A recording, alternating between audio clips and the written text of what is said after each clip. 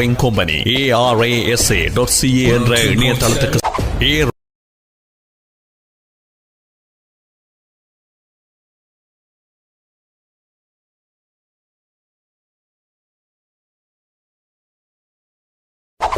Rasa Ride Sharing Company arasa.ca என்ற இணையதளத்துக்கு சென்று Rasa Drivers ஆப்பினை download செய்து டிரைவர்ஸாக வேலை வாய்ப்பை பெறுங்கள். மாதாந்தம் $4000 வரை சம்பாதியுங்கள். வணிக நிறுவனங்கள் Rasa இணையதளத்தின் மூலம் மளிகைப் பொருட்கள் மற்றும் உணவுப் பொருட்களை விற்பதோடு வாடிக்கையாளர்களுக்கு டெலிவரி செய்யலாம். தமிழில் தகவல்களை அறியாளையுங்கள். GTA பற்றி 40 ஆண்டுகள் அறிந்து கொண்டவரும் வீடு விற்பனை துறை ஊடாக மக்களால் அறியப்பட்டவருமான சிவா பிள்ளை 416-854-0005 Taxi broker licensed by City of Toronto.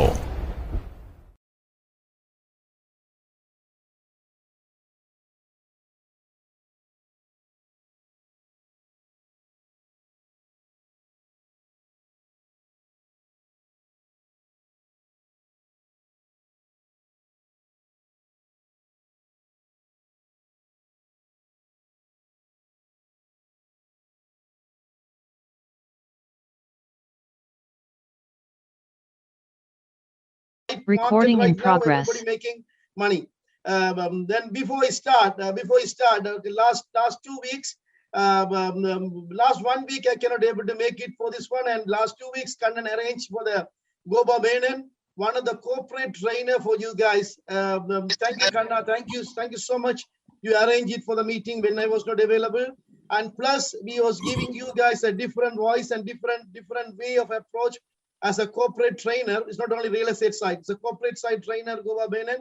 He was giving you guys for the different kind of motivation and training.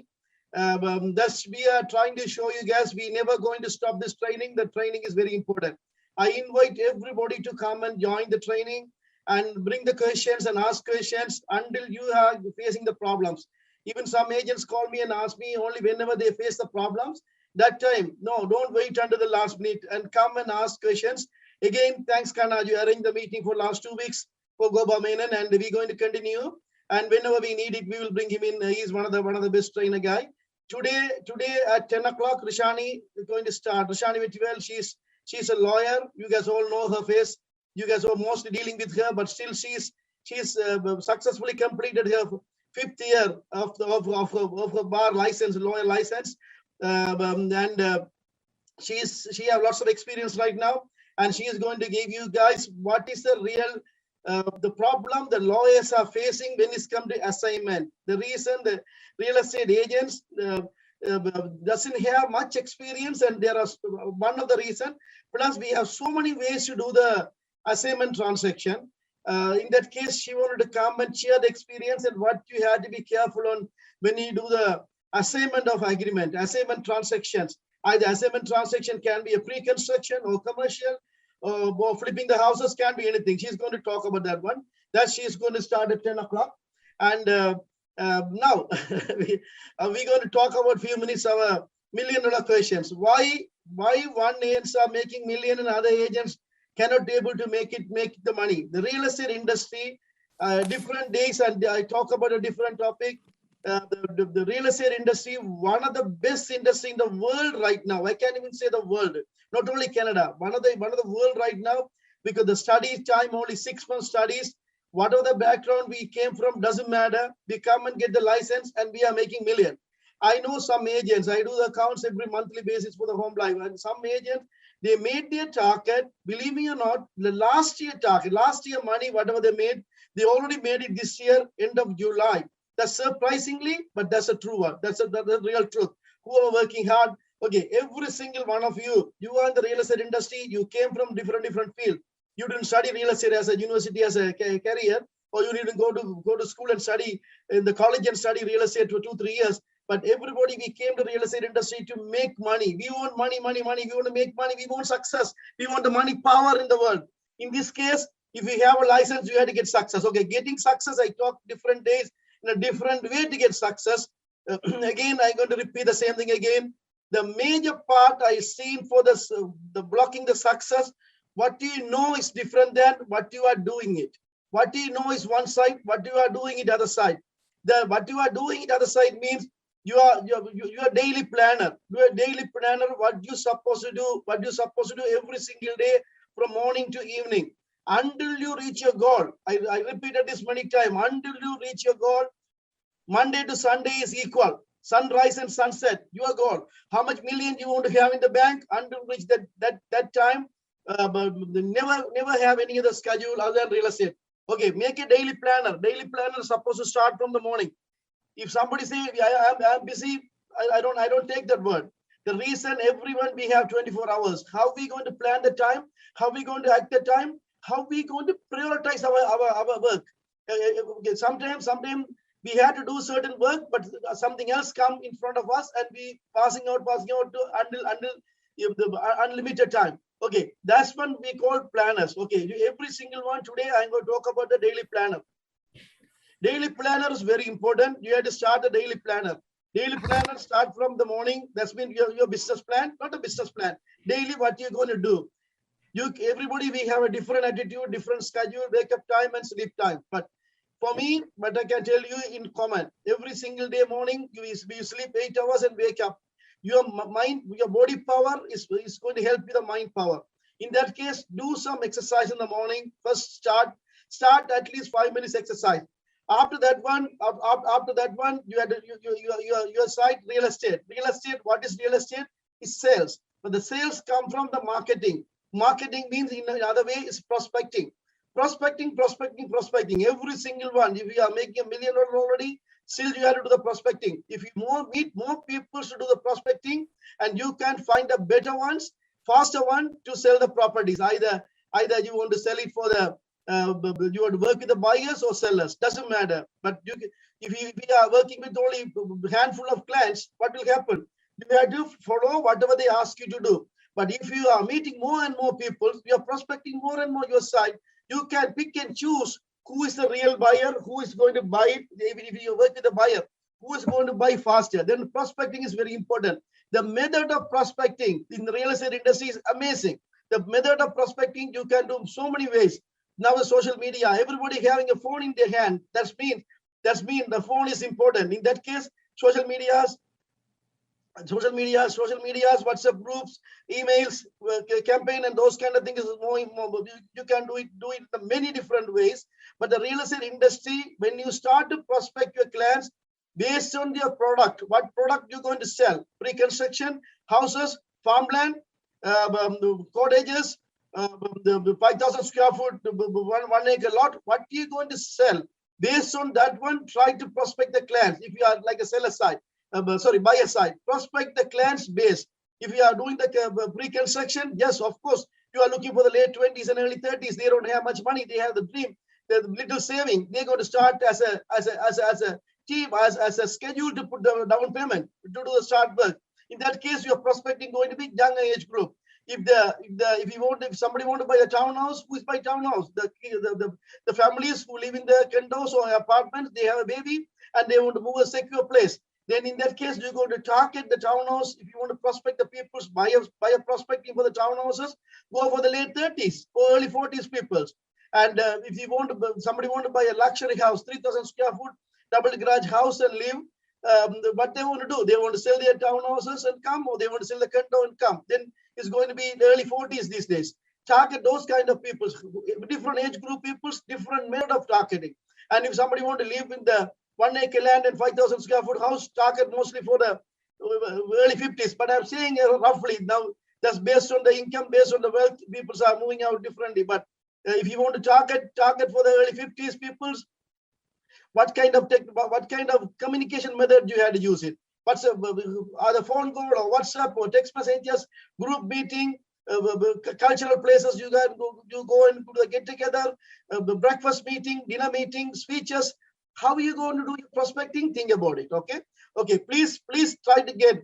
Real estate is one of the industry. Real estate is one of the industries booming all over the world. All over the world, not only Canada. I was thinking the Canada went 30% up. But then I was checking recently I got the chance to check for the Australian Sydney market.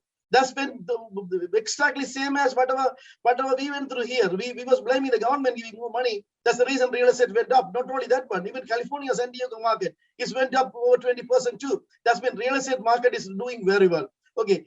As our agent, first 10 minutes question is $1 million question. Everybody, please put your mind and think about it. Write it down. When you write it down, you may have a fancy phone and reminder and everything, but I don't know how many of you are using it. Write it down the yellow sheet and put it to the washroom mirror. What you are doing it, what you're supposed to do, what you are not doing it. In that case, that will teach you every day your daily planner, what you have to do it. Follow your daily planner. If you follow your daily planner, you don't miss it. Okay. Bring your questions. Bring your question and ask me if you want to help. I'm ready to open the training center. It's already there. Last 1.5 years is waiting with the 100 seats and all the full equipment. If you guys are ready to come in, just text me. We can meet the training in the as well training center. We can meet physically, interact each other and talk and have a coffee. And plus, I can continue the Zoom too. Text me if you guys like to come to the training center. Okay. Before I start, so 10 minutes passed by for the $1 million question. 10 minutes passed by. Everybody, please think about yourself. I have a license. Today is today. Tomorrow is a dream. I want to make money today. Please think about that one and make millions. Money is the power. Make the money. Okay. Before we go to the I'm waiting for Rishani to talk around 10 o'clock. Before we go there, I'm planning to first I want to inform about one of the agent's success. Our senior agent, one of the senior agent, Ranjan Kanavadipillai. Ranjan Kanavadipillai is one of the senior agent. He did one of the so many expensive condos in downtown Toronto, and over $3 million worth of condos he sold in downtown Toronto, the reconstruction condos and stuff. But this year he went up to Peterborough, and he did 2 sales meetings in our office training center. First sales meeting he did 3 months ago. He did one of the sales meeting, and he told me it was very success. And last week, Saturday and Sunday, he was using our training center, and the builder came from the builder's name is Lily Lake, I believe. He came from Peterborough, and they did the meeting, and I like to cheer it because from Ranjan I bought one house for myself to invest because I saw the price was very attractive, and I bought from him one. I never expected. I came and pick up some other stuff. Then I saw the Ranjan's project was very attractive. Then I bought one myself, and after that, this many agents also bought it for themselves. I tried to. Then I called Sunday to Ranjan and say, Ranjan, how was it? He said everything sold out, Selvana. Everything sold out. Okay, Ranjan, I know I saw your face. Luckily, I saw your face here today. You are here. Okay, Ranjan, please come out and tell our agents how important, rather than be doing the fishing in the pond, how important we had to go out and get the deals. You went up to Peterborough and bring the builder. Your words, he trusted you and came here second time, and they sold out everything within 1 day. Okay, tell your technique, share your techniques to everybody else. Spend some few minutes with us. Morning, Selvana. Thank you for giving me the opportunity, and thank you for request to sharing my experience with the group of people in my office. And since 2007, Selvana, you know that I have been done with big developers such as Great Gulf, Daniels, Milbourne, HR, Center Court, and everything. I think still I am holding the record for single unit sold for $1.7 million condo in my office. I think still no one break that record. That's true. Yeah. Yes. Yeah. Go ahead. Yeah. Other than that, share the experience. Share the experience of what make you to go up to Peterborough? What the builder, you bring the builder, then how much promising word you gave the builder, and what are the talents you use it? Share with us. Actually, I have been working with them since 2015, and it was first referred by the Daniels to them. Then I sold the last week around another 63 townhouses beside the Trent University. At the time it was $399. The prices went to $475, and recently at the market they are selling for $700. And the relationship and the knowledge actually, Selvana, that we have to keep following up. We have to keep driving. We have to keep following up, and we have to bring our resumes, and we have to tell what is the talent we have done and what did we do in the past and all these reference. And other than that, and I am still holding another 12 minutes away from the McMaster University, another 80 townhouses. It is 100% or 110% exclusive. And hopefully I'm waiting for the time to release. Hopefully in November I will release.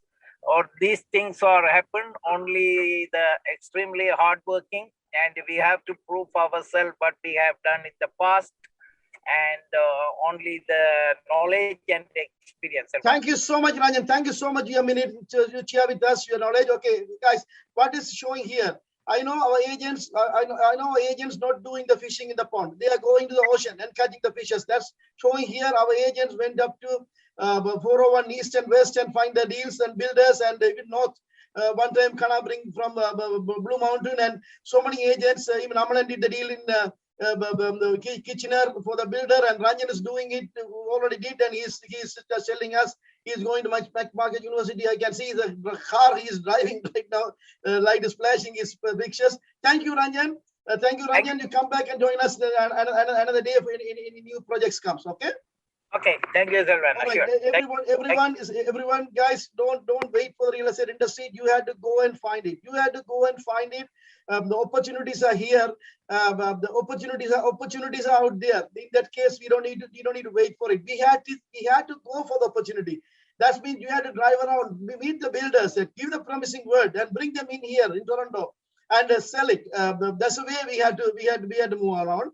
Okay, today, before Shani started 10 o'clock, the way I have lots of questions to talk. I have questions here, but today I send you guys for the message I sent for the mortgage default. Mortgage default as the topic I send you guys. I'm going to start off with the mortgage default, and I stop at 10 o'clock, and let Rushali talk. And if we get the time, we will continue, or else we can do the next week too. Okay, mortgage default. What is mortgage default? The question is mortgage default. What's create the mortgage default? Okay. For example, we all know the mortgage default means we have the mortgage for the houses, and if you don't pay the money, if you miss the payment, not pay the money, mean if you miss the payment for any reason, either job side, financial job side, or family side, or any reason, or else of ignorance side, can be anything. If you miss the payment, the bank's not going to wait until you pay. They can start that's means you are missing the payment. If you miss the payment, that starts the mortgage default starts. Then what are the actions bank going to do is different. The power of sale, foreclosures, we will talk about that one. But I just want to bring up something for you guys. Mortgage default is not only for the mispayment of the mortgage. Mortgage default, one of the major reason for the missing payment, but other one is the property taxes. Property taxes arrears. When the property taxes, whenever I see in the office, whenever the agent selling it, they are paying 2-3 years property tax together. The property tax, whenever the property tax arrears comes, the property tax department informed the owners as well as the lenders, as a first lender or second lender, they the information lender. They give the chance for the lender. They give the chance for the lender to pay the property tax and property tax arrears to add in the mortgage. Okay, in that way, the mortgage lenders they pay the property taxes and not to go to the default. But at the same time, if the mortgage already you buy the house with the 5% down payment with the same SCH mortgage, that means you're already going for 100% mortgage. If your mortgage is only 100% mortgage and you didn't pay the property tax for the last 3 years, and the property market, today's property market went up 20%, 30% up. Not all the time. They have the history. You can go and see the last 50 years history for real estate industry is an up and down. In that case, property price didn't go up. The loan to value, the banks may check the loan to value. Loan to value is not enough. In that case, what will happen? Bank doesn't want to lose more money. In that case, bank not going to pay your property taxes to save you. In that case, property tax department have the rights to put the property for sale. And you guys maybe heard the name of auctions, city auction. I've been there. I involved city auction 3 years ago. Last 3 years, maybe pandemic and other reason, I don't see any auction. One of the reason the price went up. Oshawa, I went to auction for Oshawa. The city auction, the properties doesn't have the mortgage. Again, the property doesn't have the mortgage, free and clear mortgages, and free and clear property without mortgages and doesn't pay the property taxes. Maybe somebody doesn't have any other peoples to carry over. Anything happened to them, they don't pay the property tax for the last 2-3 years. But the city will take it, city will put auction and collect their property tax back. I've been there for the auctions. That's been property tax also one of the reason the mortgage go on default. Mortgage default comes from the property tax. The property tax department can start the default. The third one, home insurance. I was shocked yesterday when I was preparing for the meeting today. The insurance, I saw the insurance also one of the reason the banks, if the banks saying, one of the banks note I saw it yesterday, if the insurance not to renew, consequently more than 3 times, bank doesn't want to renew the mortgage. When the renewal comes, bank going to see the history. If somebody not to pay for the insurance premium, what the bank does, insurance companies inform the bank. If the bank receive the insurance company, they notify the people in writing, as well as they start their own insurance. They put their own insurance with a higher rate to secure their loan. In case of fire or anything, if there's no insurance, bank cannot recover the money back. In that case, bank put their own insurance. But at the same time, if this has happened more than 3 times to somebody during the terms, bank doesn't want to renew the mortgage. If the bank doesn't want to renew the mortgage, banks send the notice to move the mortgage to different lender. If they fail to renew the lender, that can go as a default, and they can start the default process, either power of sale or foreclosures. And another common one, even I seen in my another common one I even seen in my the real estate practice. The owners transfer the title to other people's name without informing the bank. This is one of the things that happened because they go to some lawyers. Okay, for example, if you have a house and husband and wife own the property, and husband and wife and the father-in-law maybe own the property, and they have a mortgage with Royal Bank. If they want to take the father-in-law out or son-in-law out without informing the bank, go to the lawyers. Nowadays, lawyers are very strict. But I seen in my my practice, I seen this happened many times.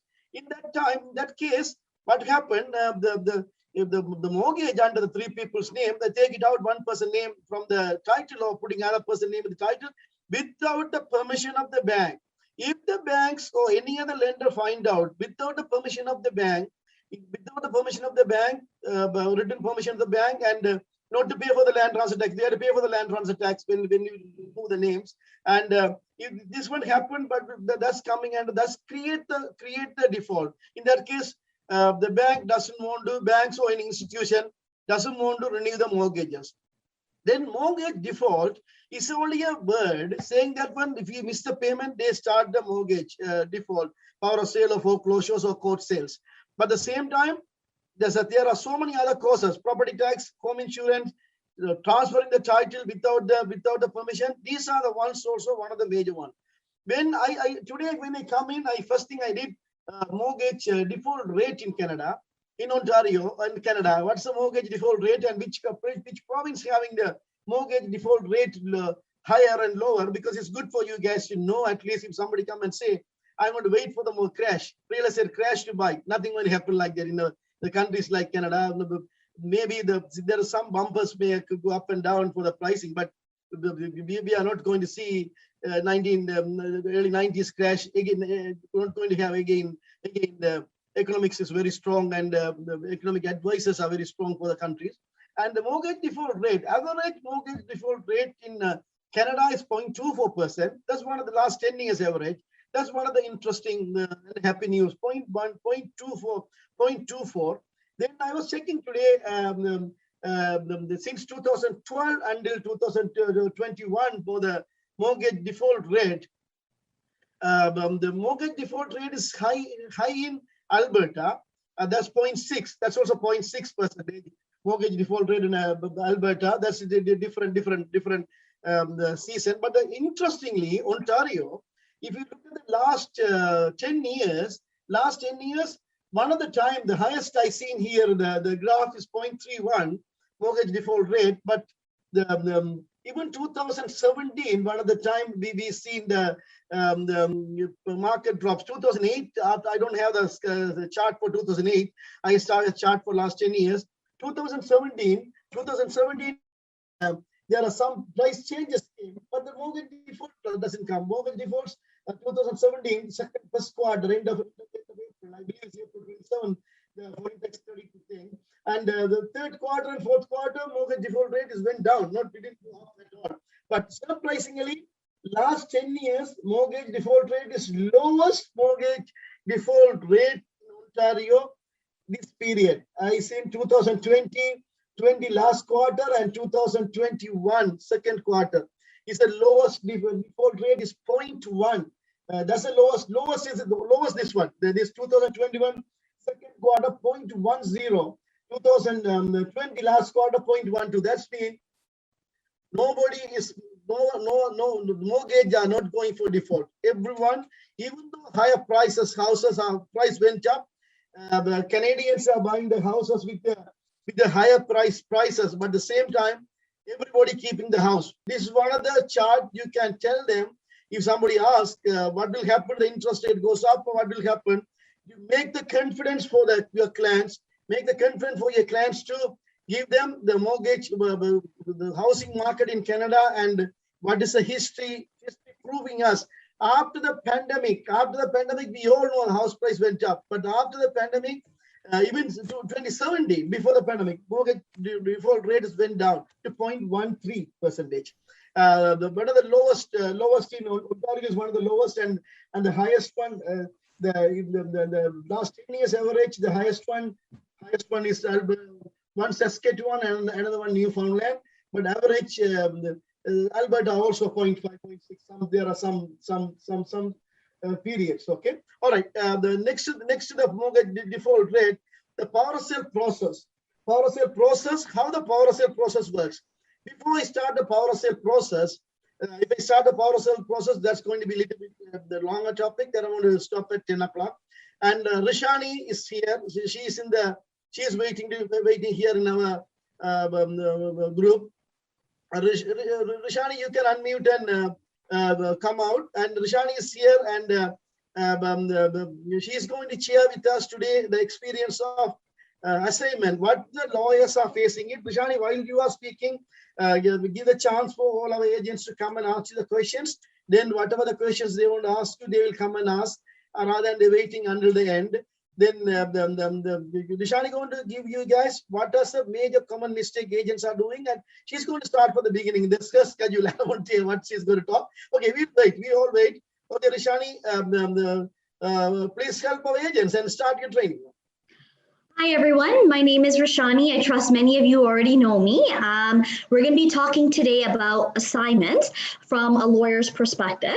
So what I'm going to do is I'm going to start by the basics, define what assignments are, and then kind of outline a lot of the pitfalls and a lot of the things that you have to look for. If any of you guys, as my dad said, if any of you guys have any questions, feel free to unmute and ask. I'd like this to be interactive, and a lot of your questions will also help other realtors and agents who may want to also have the same question. So I'm going to start from the beginning. So what is an assignment? So an assignment is a transaction where the original buyer of a property, let's say the assigner, is allowing another person, another buyer who is known as the assignee, to take over the original person's contract and obligations before they close on the property.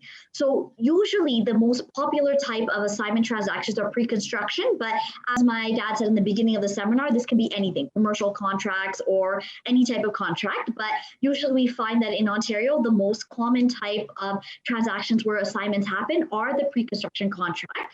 So in other words, when we are talking about assignments, the assignee is not buying the property from the assigner per se.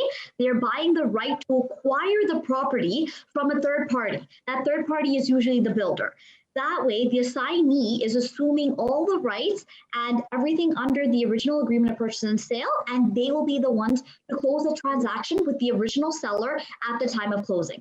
So once again, an assignment is the assigner is assigning their rights to another person who is the assignee who will then close with the original seller at the time of closing. So there may be several reasons why people may want to assign the property for a number of reasons. There could be changes in their life circumstances. So for example, they got married, they're expanding their family, they need a bigger place, or they relocated for their job, or financial reasons. They can't afford a mortgage, or even for profitability purposes, investors who may be wanting to make a short-term profit, they may think that this is the best way. They buy a property from a builder, within a year they flip the property, and then they use their profits and they invest in something else. Whole number of reasons people can assign the property, and these are becoming more and more common now. I'm finding, especially recently, we've had so many assignment transactions, so it's becoming more prevalent in our market. What I want to highlight up front, and probably many of you already know this, the original contract, I'm going to focus more on pre-construction contracts simply because that's the most common, but you guys feel free to ask questions about commercial as well. The original contract, when it comes to the pre-construction builder contract, the original contract in and of itself, when you purchase from the builder, is firm and binding, meaning that you guys cannot make any changes to the contract. So if a person wants to assign this property to somebody else, then the original contract is not refundable. So the builders will not give the deposit back to the original purchaser. So you have to draft what's called a separate agreement known as the assignment agreement of purchase and sale. And in that agreement is where we will be reclaiming the deposit plus the profits back from the original person. So just make sure you know that, so you know that the deposits are non-refundable, so you always make a separate agreement. So usually what happens is when any client or any realtor, like if an agent calls me and says, my client wants to assign the property, what do I have to do? Usually the very first thing I'll tell them, at least from a lawyer standpoint, is look at the original contract and see if you have the assignment clause in the contract. Where I'm seeing a lot of the errors is I'm finding in practice, a lot of agents know that they need to know that the assignment contract has to be in the original agreement. What a lot of people don't know is that even if the builders are granting the right to assign the property in their contract, a lot of builders are putting the specific wording in the agreement that says that the builders can withhold consent from the client. So they'll usually use the terms, the builder can unreasonably and arbitrarily withhold consent, or they will say consent may be at the builder's sole and unfettered discretion. So what I'm seeing a lot of times in practice is agents are saying, yeah, we see the schedule to the assignment. We know we have the assignment agreement. They go out, they're gonna go negotiate the price with the buyers. Then they even draft the assignment agreement. They come back to me. And when we request permission from the builders will say, no, we're not assigning. And then a lot of clients and realtors will say, no, we have the clause in the agreement, but then I'll go back into the agreement and I'll say, it says that the builders can unreasonably and arbitrarily withhold consent. So usually for profit reasons or whatever reasons, the builders are reserving their right. So in the event that they do not wish to assign the property, they can simply say no, and there's not much we can do.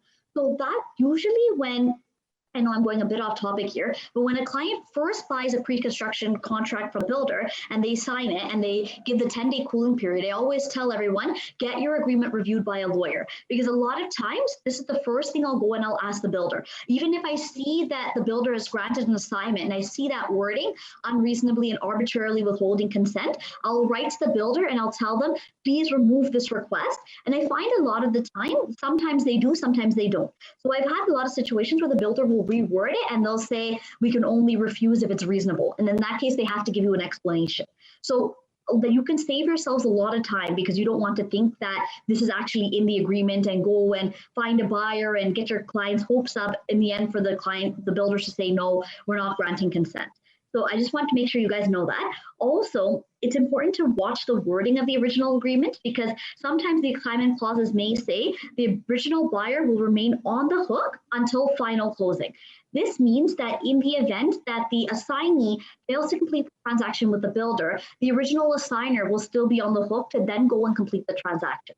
So these are usually things, whether in the original agreement under the assignment clause or the assignment agreement that we get from the builder, these are usually things to watch out because a lot of buyers may want to completely give up responsibility. Once they give the contract over to the buyers, they want to be done with it and they don't want to be on the hook until final closing. So these are things little things that I want you guys to pay attention to.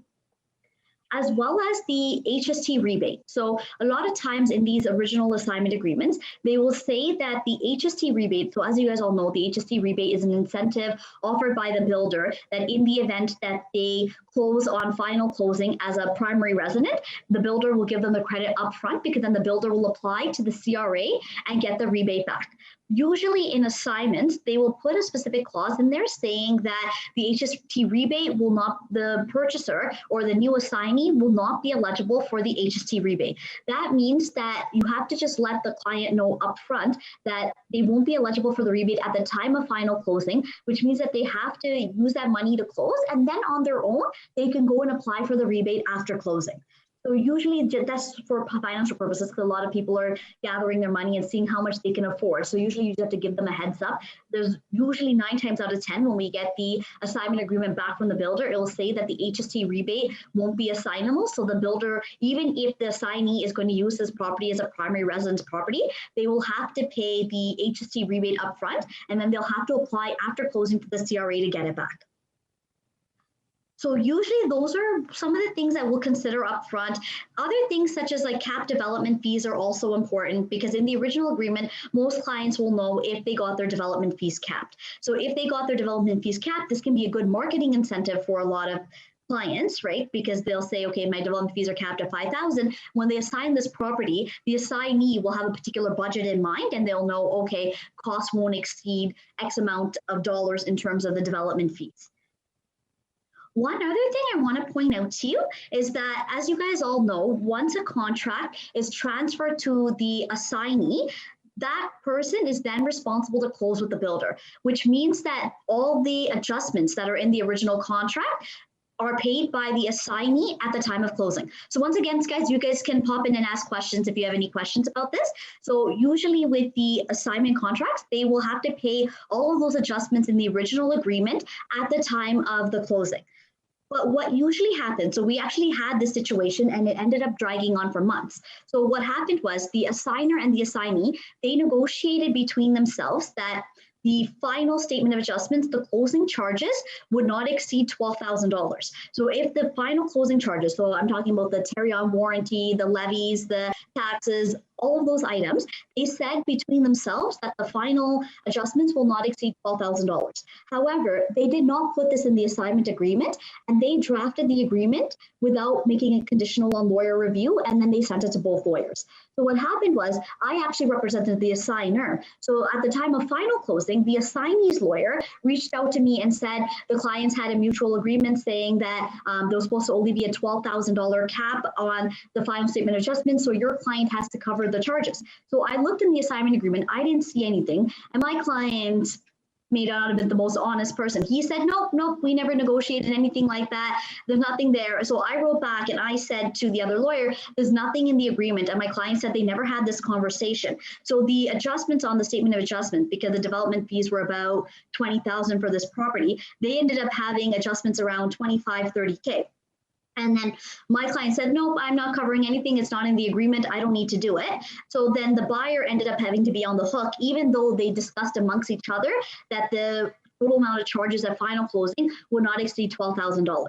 So these are also one of those things. You should always make sure that if you are negotiating any of these terms or caps or things like that, you're documenting it in the assignment agreement. And also even for assignees, that before they agree, they at least check the Schedule B of the original agreement to see heads up what they're going to be paying at the time of closing. So these are usually little things that when clients take the agreement to me or realtors take the agreement to me, these are things I tell them to look out for, because between yourselves, when you guys are negotiating with the buyers, you guys are calculating all this when you guys determine a price. So usually these are things that are important to think about. And if you have any questions or you don't know how to actually read these agreements, you can always come to my office or ask any lawyer how to actually read these and to calculate what could be the potential charges. And from there, you can take it from there. But it's always very important if you're negotiating any of these terms to make sure that you guys are actually writing these into the assignment agreements. One of the other things that I'm finding is that the incentives. So what will happen is in the original agreement, the builder will offer several incentives to clients. So they'll say, 2 years not to pay any maintenance fees or several incentives, but they'll say in small letters that those incentives are not transferable and they're only valid for the original purchaser. So if you are assigning a property to a new person, then they need to be aware that a lot of these incentives may not be transferable to them. Rishani, for this one, you said the original agreement they put in it. There are some incentive they want to give and not transferable for the assignment. Yeah. Can you name it any builder? If you can come, if it is legally, you can name it for the builder. It's good for our agents. But what kind of incentive is in the original agreement? Sometimes I can't think of a particular builder. Is it rental guarantee? Rental guarantee also coming to that particular agreement? Rental guarantee, I haven't seen. I've seen a lot of upgrade incentives. So let's say if they're giving $10,000 credit for upgrades, a lot of times, mostly in the upgrades, I'll see that that's not transferable to a new assignee. Or I'll always see like they give 2 years free maintenance fee credit. I'll always see that that's not transferable to the assignee. Rental guarantee, I don't think I've seen. I think that one they do allow.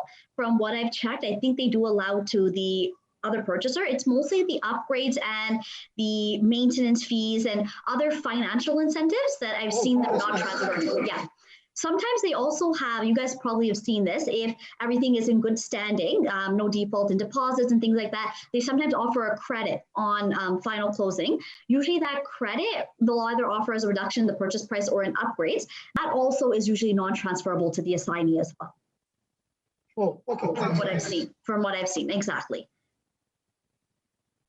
So usually, so I've touched upon this. So what will happen then is once a client comes to you and they say, okay, I want to assign the property, because the original agreement of purchase and sale cannot be changed, it's a firm and binding agreement, we draft what's called the separate assignment agreement of purchase and sale. So usually that one, make sure, a lot of people do it, but make sure you're always putting the OREA assignment agreement of purchase and sale conditional on lawyer review, because that is our opportunity to check everything and to talk to the clients and see what exactly you negotiated. And then from there, we're able to put it into the assignment agreement. So a lot of things that I look for when I do these assignment agreements, because to be quite honest, a lot of times when I see them, there's a lot of mistakes in them.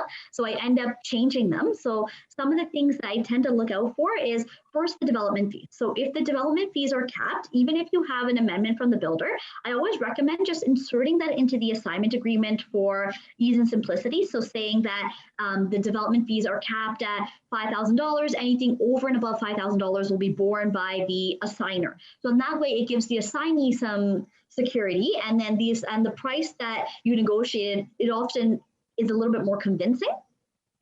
So I always recommend doing that. I always recommend usually the fee for the assignment. So sometimes the fee for the assignment is in the original agreement. So you know that the builders would have said, okay, maybe $5,000, maybe it's free, maybe it's whatever they've negotiated for you. That also, you have to see who's paying for that, the assigner or the assignee. Sometimes they'll split the charge. Most of the time it's the assigner who is paying for that. So if they have a verbal agreement saying the assigner is paying, make sure you're putting it in, because a lot of times later, if it's not in the agreement, they'll come back and say that, oh no, I never agreed to this. And then nobody wants to pay if they don't have to. But I usually always recommend putting it into the actual assignment agreement. The deposits. Make sure your deposits, when you guys are calculating how much deposits have been given by the assigner, make sure you guys are making sure that the deposits actually went through, nothing went to NSF, because a lot of times if that happens and the agreement is not in good standing, usually you have to pay a sum of money to bring the agreement up to good standing. And if the assignee is not aware of that, then this can also cause issues.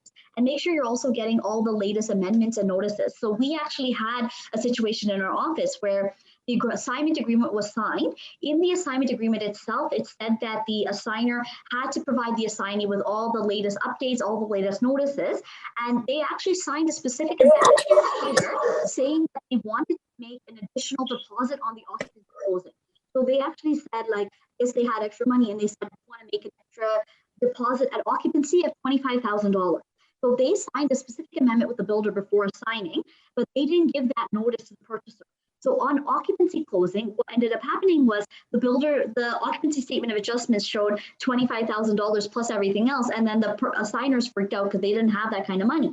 So then they said, why wasn't this included in the contract, this and that? And when we went back and forth, we found that after they had signed this assignment agreement, they had actually signed the amendment with the builder, did not disclose it to the buyer, and it caused a lot of issues between both parties. So it's always important to just make sure that you guys are asking these questions and you guys are asking that you have all the notices, because you never know the financial situation of your client. So for a lot of people, having $25,000 that you don't expect is a big issue for them. So it's always important to be transparent and put in the assignment agreements that you're giving all amendments, all notices, everything that you have in your possession to the assignee.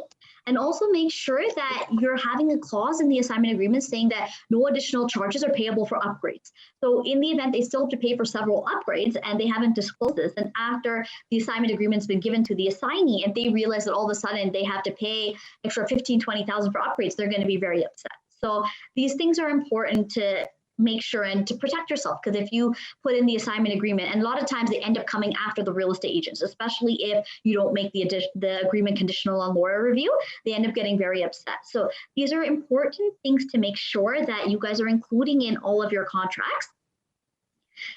And also what I'm seeing now a lot of times, so I'm going to discuss this a little bit later in terms of how to close a transaction. What I'm seeing in practice is some assigners, before they have their appointment for the color selections and the decor, they're finding that's a good time to do the assignment, because then the assignee can pick what kind of colors they want to use and things like that. Just be mindful of the closing dates if that's happening.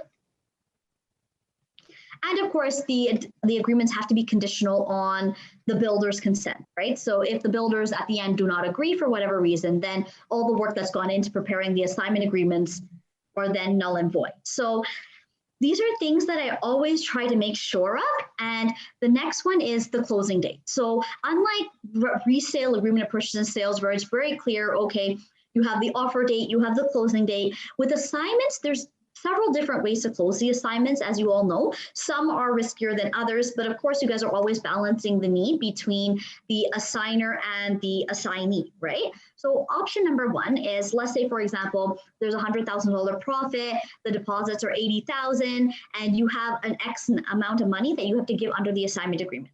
So one way is immediately upon the consent of the builder. So the process usually is, once we get the assignment agreement and the builder's agreement and we review it, we request the permission from the builders to assign the property. If they agree, then we get the assignment agreement from the builders and we sign it with both parties. So usually the ideal way is to do the assignment closing completely at that time. So once you've signed the assignment contract, the builder's assignment agreement with the purchasers, usually if you can sign the agreement between both parties and do the full money transfer at that time, it's usually best for both assigner and assignee. Because in that way, the assigner has all the money and the assignee has a contract and they're free to do whatever they want. That's usually the ideal situation, but as you guys all know in practice, not all assignees can afford to pay the full assignment balance at the time of closing. So usually what's been starting to happen is a lot of assignees will say, oh, can we pay the assignment balance at the time of final closing, and can we sign the contract now? That's usually a second option. That option is a lot riskier and usually not recommended by lawyers, because what ends up happening in that situation is when the lawyer, the assigner's lawyer, when they request the permission from the builder and the builder comes back and says, yes, you can assign, and then you sign the builder's assignment agreement. So keep in mind, there's a couple of agreements floating. There's the original agreement of purchase and sale. There's the ORIA assignment agreement of purchase and sale. Then there's the builder's assignment agreement of purchase and sale. The builder's assignment agreement of purchase and sale is the main one between the builder, the assigner, and the assignee. And that is the contract that will transfer the original builder's contract to the assignee. So what ends up happening is when that agreement is signed, in the event the money transfer is happening later, let's say after a year or two after closing, it's very risky for the assigner, because in the event the assignee does this and then the assignee switches lawyers and you don't have proper clauses in the agreement to say, so usually what I do is, if I represent the assigner or the assignee, I'll say in the assignment agreement, in the event you're switching lawyers, the lawyer has the duty to inform the previous lawyer of who the new lawyer is going to be. That way, at least you somewhat protect yourself in the event that clients do this. But in the event that that's not in the agreement and the assignee switches lawyers and the assigner is not aware and they do the closing without anyone's knowledge and don't transfer the funds to the assigner, then we have a situation where the assigner without any money has transferred the property to the buyers. The buyers have already closed with the builders and the buyers are not paying back the assigner.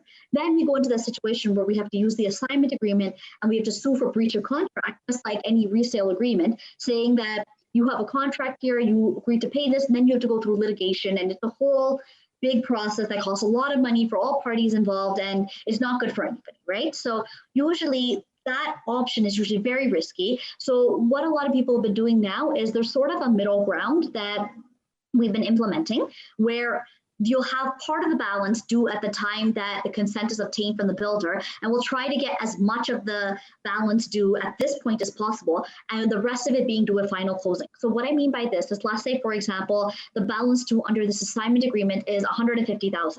Usually we will say then, okay, if you gave an original deposit of $50,000, then if we paying, let's say, another $50,000 at the time the consent is received from the builders, then the assigner will have $100,000 that they are receiving, which is immediately released to them at the time of the consent. And then that way, at the time of final closing, they're paying $50,000. This still is what I'm seeing as the most practical option between assigners and assignees, although the ideal is option one, where all of it's paid at the time of consent.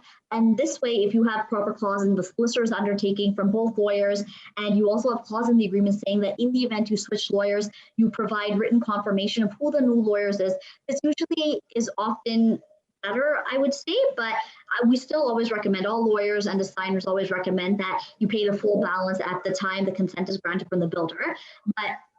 And usually we try to steer away from having the full balance due at the time of final closing.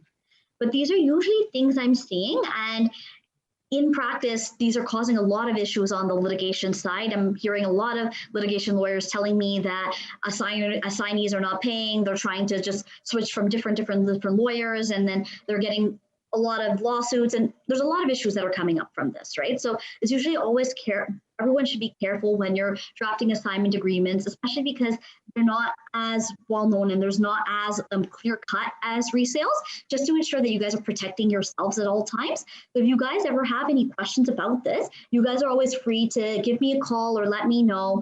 I've actually always gotten questions from clients. What if the assigner is a non-resident of Canada? So what happens in that situation if they're a non-resident? So what we do is we treat this the same as if a seller is selling their property and they're a non-resident, right? The same non-residency rules that apply to assigners who are non-residents is the same as sellers who are non-residents. So that's basically what I wanted to share with you guys. Also, in the Schedule B of the assignment agreement, usually what I'm finding is when you guys are calculating how much an assigner receives, it's always the deposit. So the deposit that the builders have given to the deposit that the assigners have paid to the builder, that deposit they're recovering plus their profit. So what you do is you take the new price. So let's say you're selling a property for $500,000. You take the new price, you deduct the original price. So let's say if the builders are selling this property, so if the original builder sold, then the assigner is selling the property to a new person for $500,000. You will take $500,000, you will subtract $400,000. So that profit is $100,000. Then you will add the deposit back. So let's say the deposit they submitted under the original agreement of purchase and sale was $80,000, right? Then the amount payable by the assignee to the assigner becomes $180,000. So I'm going to repeat that again. So $500,000 minus $400,000, which is $100,000, plus $80,000. So you take $100,000 plus 80, $180,000. So if they gave, let's say under this assignment agreement, $50,000, then you deduct that, and then the balance payment for the assignment, the balance, 180 minus 50,000, so 130,000. So that's in general. So I'm finding though, when I get these assignment agreements, a lot of people are calculating the assignment wrong and they don't know how to calculate how much money they end up getting. Remember, it's always deposits plus profit. So you have to take the profit, you add your deposits back, and that's how much the assigner is actually receiving. So this is in general how assignments work. I know I focused more on the pre-construction. So if you guys have questions about other assignments, feel free to ask. But this is generally how assignments work, what we like to look out for assignment contracts. Do any of you guys have any questions at this time, or things that you've experienced in the practice of when you guys are negotiating with buyers, things that they tend to be asking you for that you're not always sure about? If you have any questions, just let me know. Yes, I have a question. Okay. Hopefully you can hear me all. Good morning, everyone. Thank you, Roshani, for being here. We've participated today, so good for everyone there. On a Saturday morning, 115 of you are out here listening. That's very good. That's very good, impressive and motivating, and definitely we're going to have a lot of Roshani around. So Roshani, I have a question. It's a mutual client. You may already know the scenario. It's a very unique scenario. This client wants to purchase 4 properties in downtown Toronto. It's in the Yorkville area. He wants to purchase all adjacent properties, and the total amount that he's going to be purchasing these 4 properties for, it's townhouses right now. Some of them are, multiplexes that has 3 units, 2 units, and etc. Zoned residential and commercial. Adjacent properties to this are condo developments at 7 times density. And what this client wants to do is he wants to purchase this through MLS or private sale agreement. He wants to purchase all 4 properties for $24 million. And what his goal here is to have a 6 months due diligence period, or a due diligence period that is long enough for him to do the necessary paperwork and to find another builder that can purchase that contract that he's just contracted into. So he wants to use that buffer zone of 6 months, or let's just say 4 months due diligence period, to assign his contract, his purchase and sale agreement, private or through MLS, all properties together or separate. He wants to assign that to another developer. And what he wants to do is he wants to buy this for $24 million directly from the sellers. And he wants to sell this for 25, 26 million, doesn't want a large profit, but his intention is in 4 months, I make $1 million, right? Exactly. So I'm helping him with the finance aspect. This deal is extremely risky. There's a lot of red flags, but at the same time, it's very ambitious. And if all goes well, it's very profitable at the same time, right? It's a unique scenario. It's been done in the past. Many people do this, but having everything align is the tricky scenario. One of my main concerns with this is, even though if this client gets a 6 months due diligence period and he wants to sell that contract to a developer, doesn't the developer also need a due diligence period? Don't they want also time to see if this project would work in their benefit while keeping their deposits secure? So usually from a lawyer's perspective, I'm talking purely from the lawyer standpoint, right? There's several things that we have to consider here. So the very, very first thing is we have to check the original agreement to see how many times they're allowed to assign the property. So you'll see in the original contract, I think I hear somebody else. Okay, sorry. Okay, no worries. So the very first thing we have to check is in the original agreement, how many times they can assign the property. That's the very, very first thing, even before you do anything else. So sometimes in the original agreement of purchase and sale, even if they've given an amendment stating that you're allowed to assign the property, they may sometimes say this property can only be assigned once.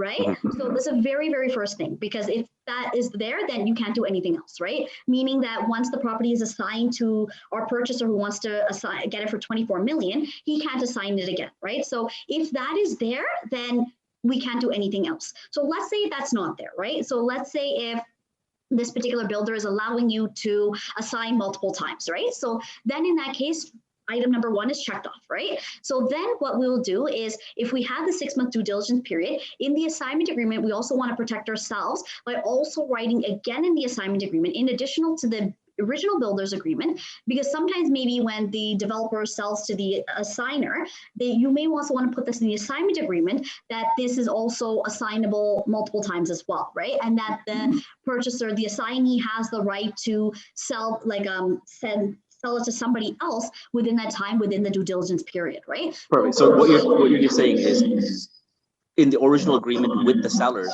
we're going to be putting in clauses that will state that the buyer can assign this contract to another individual. Yeah, so what I meant was in the assignment agreement. So there's 2 agreements, right? So one is the original, so the original agreement of purchase and sale with the original builder, right? Yeah. That one we have to check first to see if it's they'll even allow us to assign it, right? Because when you do an assignment, right, from the original builder to the first assignee, when they get the property, it's now them and the builder, right? So when you are selling again, that same builder has to give consent, right? So in this situation, if they've only put it as assignable once, then they won't allow it, right? But let's say now if the builder has allowed it, right? You still want to put in the assignment agreement with the new person that this assignment agreement is also transferable to a new person, right? So you'll want to make sure that that clause is also. Just one question, Karna, or clarification. You said there are 4 properties. Yes. You said, Karna, there's a 4 properties. The 4 properties from different peoples, different Correct. sellers selling it, and he is going to buy it and sell it to one person. That's Correct. mean there are 4 or 5 different There's four. properties. That's I'm right. I'm understanding is right. That's correct. When Exactly. There's properties 4 has different come to sellers. one person and going as an assignment to one person, then how they want to drop the agreement? They will have a different agreement, construction with each other. So how's that happening? In this case, yes, it'll be separate agreements with each seller. I believe out of the 4, 2 of the sellers are the same. So it would naturally be three purchase sale agreements with that. Okay. Okay. Mm-hmm, Is it possible, Rashani, all 3 they had to put any clauses saying that when they can transfer only if other one transfer it or something like that? The construction with each agreements, construction with other agreements, is going to be as a joint. They're buying separately and selling it to one person, right? Mm-hmm, correct. Okay, so just to clarify, so when they buy it when they're buying this assignment agreement from these several builders and they're signing it to one person, usually we also have to consider the Planning Act as well, right? When transferring properties, because usually under the Planning Act, they have certain restrictions regarding adjacent properties as well. So I guess from a developmental perspective as well, we're gonna have to make sure that this is even allowed first of all, right? So I guess that's also the significance of the due diligence period, right? So part of the things during the due diligence period is we'll have to make sure that we're not in violation of any regulations concerning the Planning Act, and we have to make sure that this is even allowed, right? So usually you'd have to get consent from each person. You'd have to disclose what you're doing in terms of if you're buying this from several people. So do you know, Kana, if the lands have already been constructed? Are they planning to buy from the 4 properties? They're buying from different builders, and do they want to construct one multiplex, as you said, and then correct. It's going to be a condo development that happens there with 7 times density. In this case, the selling agent of that property of one single property has already done the research with the city and etc. And there's going to be actually 4 properties sold altogether. So now we still don't know if it's going to be with also a consolidation aspect, exactly, right? So there's a lot of things from the due diligence perspective that we'll have to check for, right? Mm-hmm. So abiding by the Planning Act, whether, like, first of all, obviously, if this is even allowed, right? Definitely, if we're able to consolidate the properties, usually from like a planning perspective, they'll have to consolidate the pins, because if you're selling it as one condo development to a new purchaser, the parcels have to be consolidated as well. So usually we have to apply, consolidate. So we have to get approval from the city. So there's several aspects involved in the due diligence here, right? So once we're able to do that as well, and we get permission that we're able to consolidate the land, right? Once we bought it from each person, we'll have to draft it'd be very tricky, and there'd be several elements involved. We'd have to have individual contracts with each of them, then we'd have to consolidate the land, then that contract becomes one and you sell it to the... Perfect. So let's jump ahead. Let's just say due diligence goes well, everything is complete for this transactions, that property can be developed on, and he wants to now sell that to another developer, right? Okay. What are the pros and cons? What are the issues that you might that we might face here? Because in this case, protecting the client is my client is the main issue here, right? If he has 6 months due diligence clause with $1 million in down deposit tied up in this property, he wants to be able to back out with his $1 million back right into his pocket without that being jeopardized, right? Exactly. What do you see? Like there's a lot of unknown questions here. There's a lot of unknown questions, and everyone else feel free to jump in if you guys have some insight or personal experience into this matter as well. From our perspective, and especially for lawyers, we just ensure that everything is written. Anything Correct. that you can think about, everything and anything is drafted into the contracts, including several conditions for, once again, even though the original purchaser had their 6-month due diligence period, it's also important, as you said, right? The new person has to have due diligence as well, because they have to make sure that this was even allowed. They have to confirm Exactly. by Yeah. the assigner, because this is a $24 million purchase that they're now assigning for $26 million. So that's $26 million that they're paying, right? So obviously we have to make sure that everything was done properly in terms of obtaining the necessary approvals. All of that has to be done, and everything, just from our perspective, has to be documented with the right that the assignee can back out in the event that the due diligence fails, right? So Exactly. usually, just Perfect. to satisfy both sides, we'd have to give reasons. So a lot of assigners don't want the assignees to say, "Oh, you can back out," and not give a reason, right? So usually they don't like to have that. So usually they'll say, if you're going to back out, provide reason or confirmation that you didn't get approval on several aspects. So that way you're satisfying the needs of both the assigner and the assignee. But I guess from a lawyer's perspective, we just have to make sure everything is triple checked and every single thing that's discussed is documented, including the right to withdraw from the contract. Because usually anything that's not documented correctly goes to litigation, which Definitely. is always a big thing. We'll move to other question. Yeah. Kanna, there are 3 questions in the chat box that belongs to me. I had to answer it. The HST and the holding company side. And Rishani, I have around 5 questions. Okay. Agent sent it to myself on 5 questions. Okay. There's one question. I bought the property under my name, Okay. and the closing date is coming soon, and I want to transfer to my son. I approached the builder. Builder said I don't need an assignment, and he asked me amendment of agreement. Can you describe which one is the best way to go? Can I go and sign for the amendment of agreement only charging $500? And if I need an assignment of agreement, 2,500 plus HST, can you recommend which way I go? Okay. So father bought it, and he wanted to give it to the son right now. The closing is next week. Okay. So usually when it's an inter-family transfer, so if anyone else has an alternate opinion, feel free to chip in. Usually when it's an inter-family transfer between parents to children, children to parents, you don't always have to do it by way of assignment. You can simply, because it's inter-family, if you're stating to the builder that the son will also reside in the property, a lot of times you can just go ahead and you can do it by a direction regarding title, or you can do it by an amendment to the original agreement. So right there, I'm going to tell you the difference between the direction regarding title and amendment. But if it's an amendment and an assignment, if it's inter-family, you can just go ahead and do an amendment. So if you've already asked the builder and the builder's agreed, and they're agreeing to amend the original contract, saying that delete this person, insert this person, you can go ahead and do that. You don't have to do it by way of assignment if it's inter-family. So if the builders are giving you that option, they're saying you don't have to do a proper assignment and you can do an amendment to the agreement of purchase and sale, you can do it. What you should not do, right, you just have to carefully watch the wording. If they say, no, we're going to keep the builder agreement in the father's name, but we're going to sign what's called a direction regarding title on closing, just to transfer it into the son's name, don't do that, because then you're going to have HST related implications. So I usually always advise not to sign, with builders at least, do not sign a direction regarding title. Either sign an amendment to the original agreement. So if you're transferring the property to father to son, just sign an amendment transferring the name. You don't have to do that by assignment, but usually they do it by assignment if the builders don't allow a straight amendment. The amendments are a lot cheaper. So if it's within the family, you can do it. If it's outside the family, like if you're transferring to a brother-in-law or a sister-in-law or something of that nature, usually if the builders don't allow, usually in that case, the builders will not allow a straight amendment. They'll make you do it by way of assignment. So if that happens, then you can do it by way of assignment. Otherwise, if the builders are allowing it and it's going in an actual amendment, you can go ahead and do it. Okay, Kanna, there's one question for the chat box for Rishani. Can you read out? Kanna? Yep.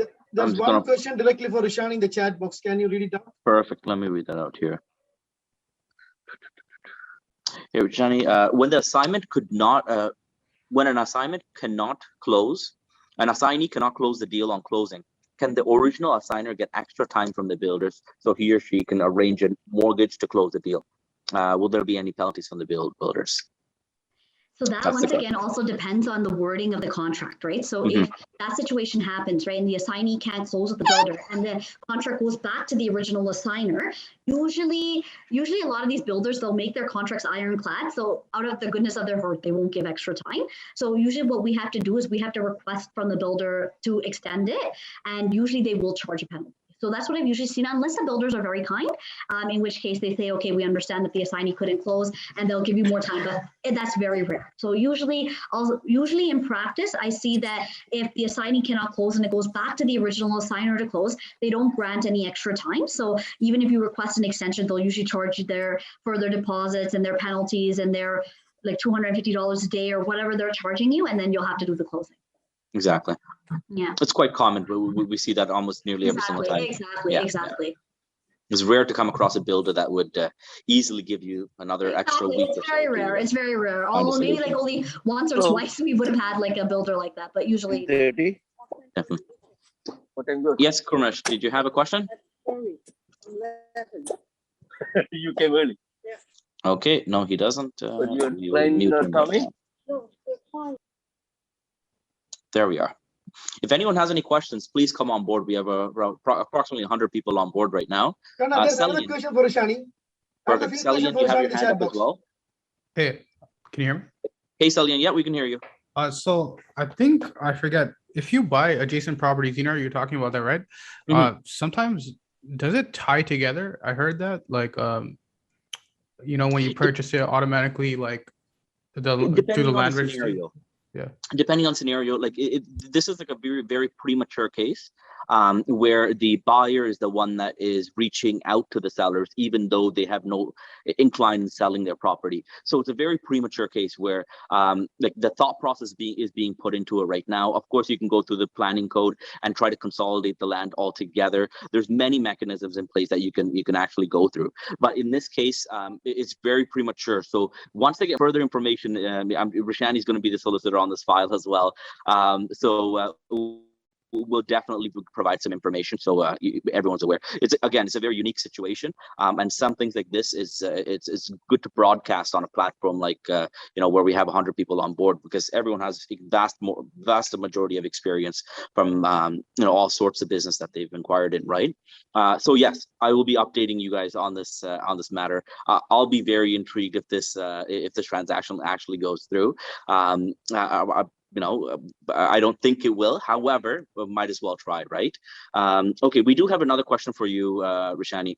If someone booked a condo and wants to give it on rent, is the HST refundable? How much time would it take to take the HST back? I can answer those one, Kanas. HST side, and but there's another question for Rashani, the Planning Act. Maybe you can read those one out. I can come back this question. Yeah, yeah. Gopi was referring to the Planning Act, saying that it is possible to consolidate properties as well, based on the story that I was sharing, the question that I had. Perfect. Okay. The Chalian, your question, I can add one thing. The Planning Act works only the day of the closing. It's not for the assignment. Okay. The real property transfer, side-by-side properties, based on my knowledge, side-by-side properties transferred to just one person name. After the closing, only the Planning Act start to kick in. For the agreement of purchase, sale, and assignment doesn't come under the Planning Act. Okay, Rashani, the question is here. Another question is here. We have an assignment. Which date do you prefer to put the assignment closing and the original closing? Can I make the assignment closing is earlier or different date than the original closing? And the other part, that's kind of for you. The mortgage amount, what's the mortgage amount going to be? The bank's going to consider the original price or the assignment price? The question for both of you. Okay, so I guess I'll start off first with regards to the closing date for the assignment. So as I was saying, right, there's different days that you can use, right? So one of them is you can use right when you get the consent from the builder, right? So if your assignee has sufficient funds and they have the amount in their account for the balance payable for this assignment, then it's usually better for everybody to just get the closing done right away, right? So you can do it before the final closing. So let's say, for example, final closing is going to be 2 years from now. The balance due is about 130,000, right? If the assignee has that money, then right when you get the consent from the builder, you can transfer the property to the assignee right away. And then that way we do 2 separate closings, right? So we'll do the assignment closing at that time and we'll transfer the full balance of the payment for the assignment closing. And then that way the assigner gets their money, everything is done from the assignment perspective, the realtors get their commission, and then the assignee will just do the final closing with the builder in 2 years' time. So you can do it that way if the clients don't have sufficient funds. And let's say you've negotiated close to the time of final closing, then you can always put the final closing and the assignment closing on the same day. But if you're going to do that, I always recommend getting the builder assignment agreement signed at that time too. The risk usually comes when the assignment agreement is signed ahead of time, meaning that you've transferred the property to the assignee before the actual final close, like before the closing and the transfer of money. Okay, another question. Another question, Rishani, you mentioned about the development charges cap, and we for the assignment also we had to check it for the development charges cap. Why the development charges change? For example, the builders when they sign the purchase sale agreement, why he doesn't know the development charges, and why the development charges change? I can answer this question. Because I experienced this one, is my own experience. Okay, the question is to you. The question is to everybody. The assignment of agreement, you mentioned the development charges, we had to cap it for the original agreement, or else assignment of agreement, we had to cap the development charges. Why the development charges change? Why the city doesn't give the development charges the time of the purchase, sign the agreement of purchase and sale? Okay, the main reason the development charges change, the different time we are closing the transaction rather than the agreement of agreement. Some builders, what happening, they are not getting the real permit from the city, and they are before the city allow the permit to build the properties, they are getting the draft plan. After the draft plan submitted to the city, they are signing the purchase sale agreement. That time city doesn't know what are the development charges rate is going to be there that particular area. And then after they sign it, only city come back and say this happened to the Castle Rock builders beside our office. The Castle Rock builders, and then everybody bought it, and they increased the development charges by 30,000. The reason they said the time they're registering the deal to the city, that time development charges change based on what the city going to do. For example, basically the development charges, city charge the development charges to improve the land.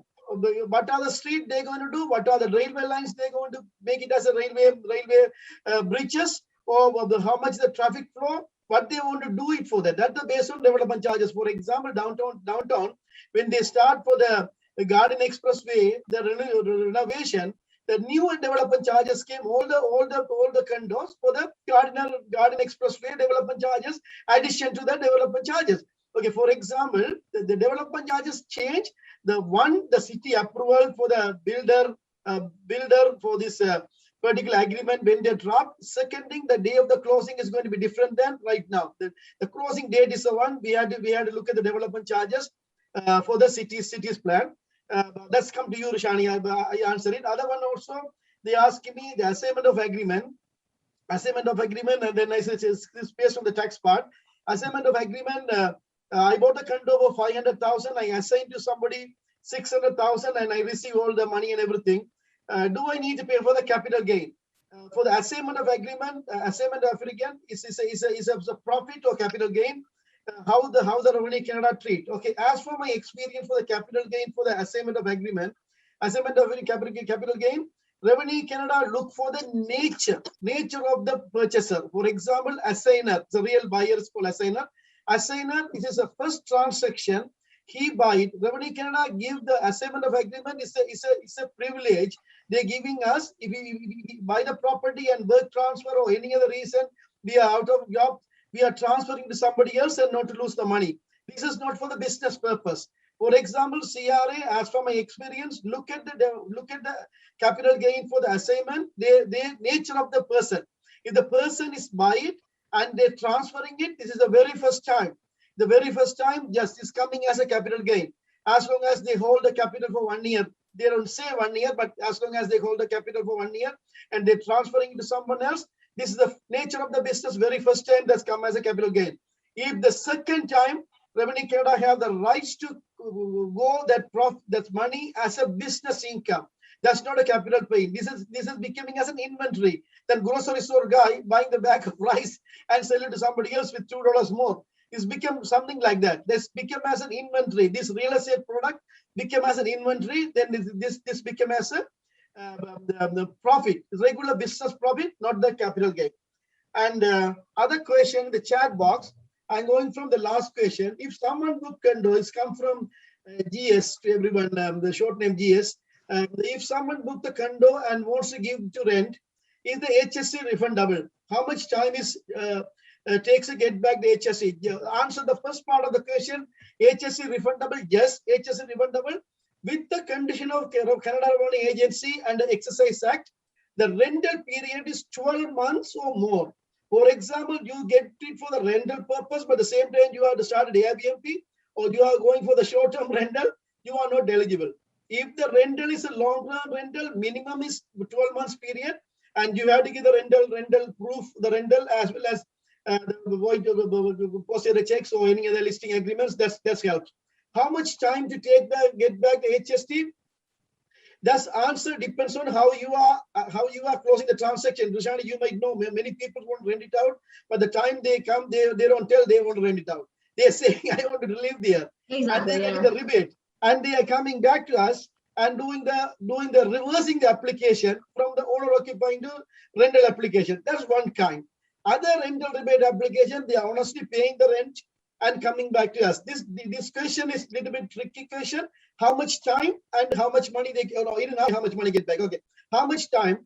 Okay, if you are a genuine person or genuine buyer, paying upfront to the HST to the government and coming back with the legal document saying that one original legal document, original builder's document, and all other details and minimum 1 year lease. Before pandemic is 6 weeks time. During the pandemic, it takes a little bit longer time. The Revenue Canada has not capping any time. Even I have experience. Even some agents got back the money within 3 weeks time. Okay. The second scenario.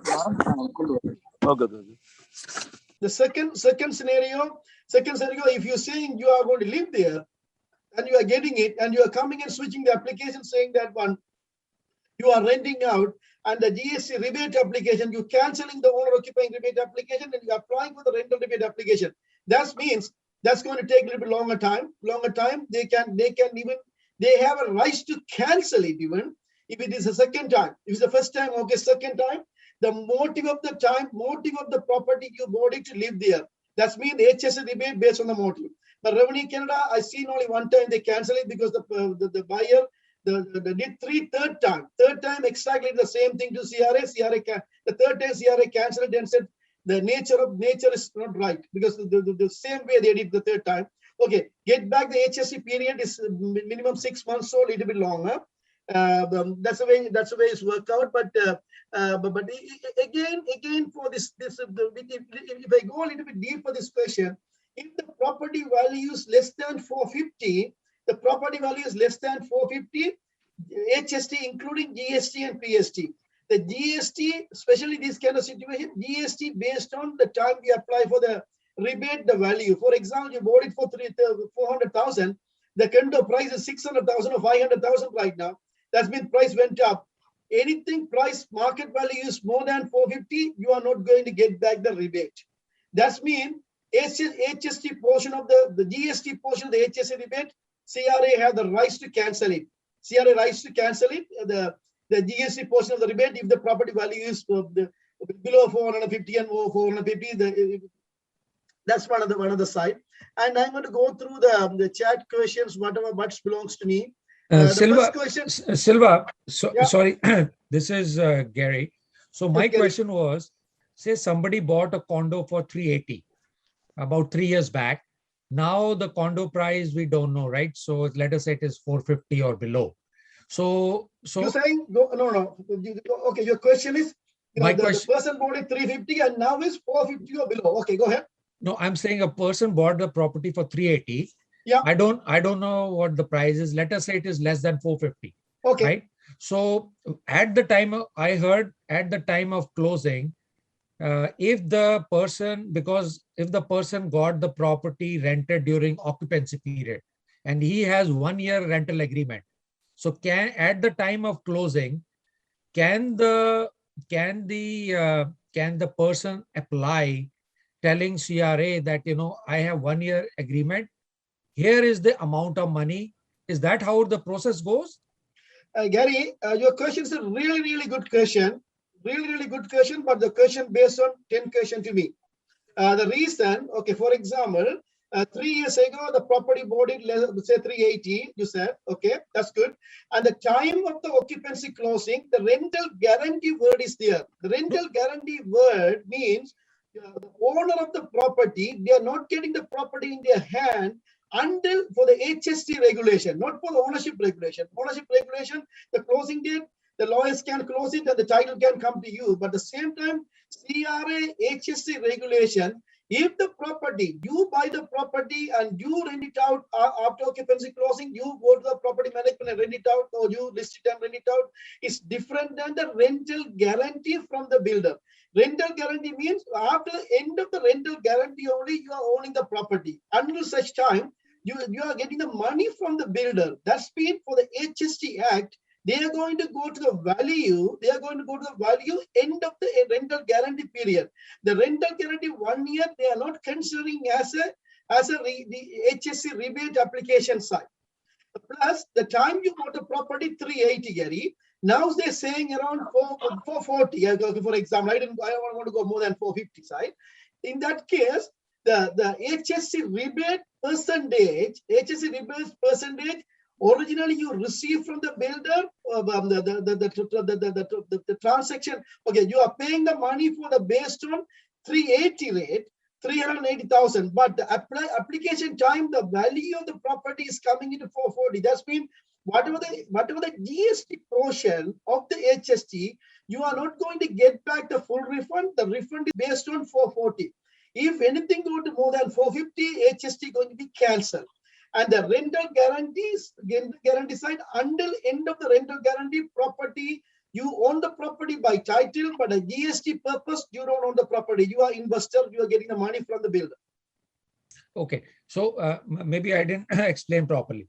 So 3 years ago, property bought, the occupancy possession given May of right? Which year? May of 2021. Okay. And the actual closing happening in October. Okay. And the property has been rented as of July 2021. To who? The builder rented it as a rental guarantee, or you rented No. yourself? I rented it myself based upon. You said before rental guarantee. Okay. No rental guarantee. I rented it out. Proper rental agreement is there for 1 year. Perfect. Yeah. So in that scenario, can I apply for HST rebate right at the time of closing? Yes, that's right. After closing, you can use that one because the condominium properties, Gary, there are two closing dates. The one closing date is a firm closing date, but is a lawyer's transaction, and the occupancy closing is the one. The rental period start for the HST regulations. Okay. After occupancy time, you start the rent. As per your question, just you can use that particular rental agreement to CRA to get the HST back. Yes. Okay, and then I have to apply to the lawyer, or I have to apply to accountant? You can do it. Anybody who know the job. You don't need to be lawyer, no need to be an accountant, who know the job. Even you can apply yourself, and you can, if the lawyer knows, you can ask the lawyer, or as a accountant's tax preparer, anybody you could go. And the charges is different for different peoples. You can do it. Even I do myself. I charge $250 for that one. Okay. And how much is the HST for the person out of the pocket at time of closing?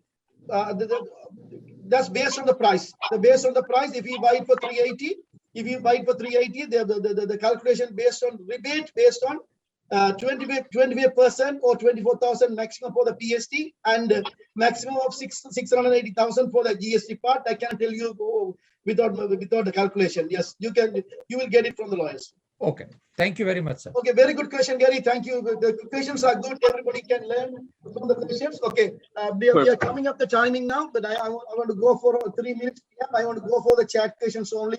Other than the question, I get it from my.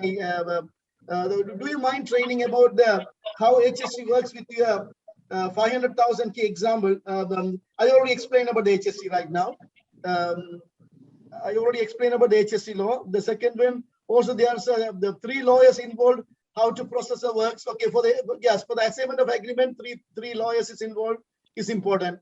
Am I right, Rishani? Yeah. So usually there'll be one lawyer that represents the builder, a lawyer that represents the assigner, and a separate lawyer that represents the assignee. So you need 3 lawyers involved when you're doing an assignment transaction. Okay, other question about there's a mechanism available in the Planning Act. The Planning Act, Rishani and Kannan already covered. The Planning Act start to work after the closing, not for the assignments, right?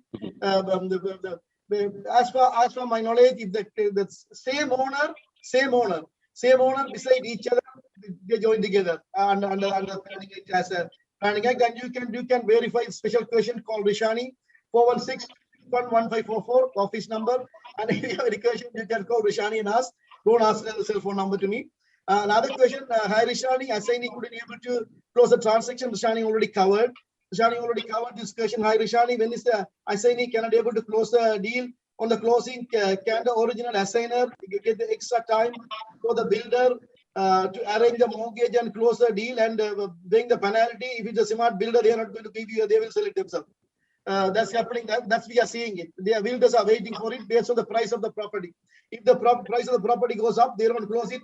They are happy. They make extra money. Builders make extra money rather than go to the original assigner just by law and asking them extra extension and everything. They simply sell it and make 100 and 200,000 more profit because of today's market. Okay, the next one. If someone booked condo, okay, we covered everything. Yeah, we covered all those questions. We covered. Thanks, Rishani. As for Kannan said, we arranged the corporate trainer for last 2 weeks. The participant, how much was Kannan? I didn't participate last 2 weeks. How much for the participant?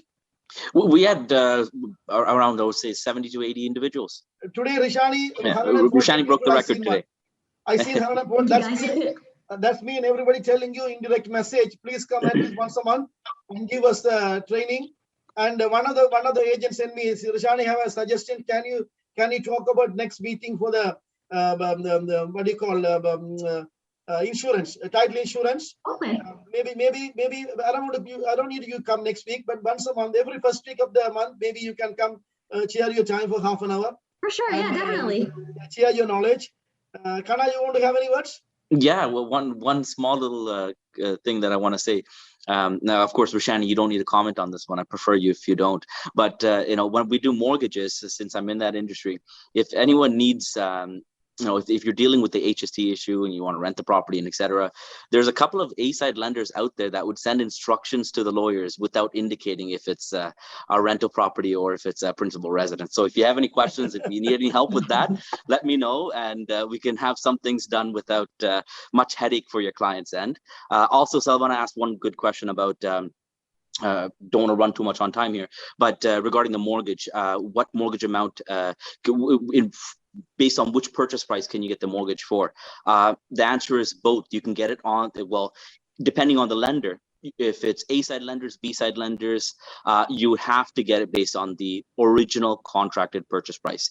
The mortgage will be based on 80%, 10%, 5%, based on the original builder's purchase price. Now, if you want to, if the property increased in so much of value and you don't want to put the remaining down payment and you want to get the mortgage based on the existing value of that property, majority of the credit unions and private lenders will give you a mortgage based on the appraised value. So the client necessarily, if there's enough equity, doesn't even need to put in the remaining funds. So reach out to me if you need any questions, if you have any questions on that part. But other than that, thank you so much, everyone. It's been a wonderful session. Rishani, we'll see you many more in the future. And if you have any closing remarks, go ahead. Thank you so much. Rishani, you go over the closing remarks. I was just going to say thank you, everyone. If you guys have any questions even after, feel free to shoot me an email and I'm happy to reach out and help you out. Thank you so much, Kanna. Thank you so much, Kanna, for your efforts. And as you mentioned, There are few people who want to come and join with our training. They want to come and share their knowledge. Correct. Engineer Devaran wants to come once before the next month. And you said Sendur and Pulidavel, the insurance comes. Yeah. We can get half an hour time of theirs. In that case, we can share their knowledge as well as us. Okay, Rishani, we can come back again the next month, first week of the month on November. Okay. Thank you so much for everybody. Thanks, Hannah. Take care, guys. Bye now. Thank you.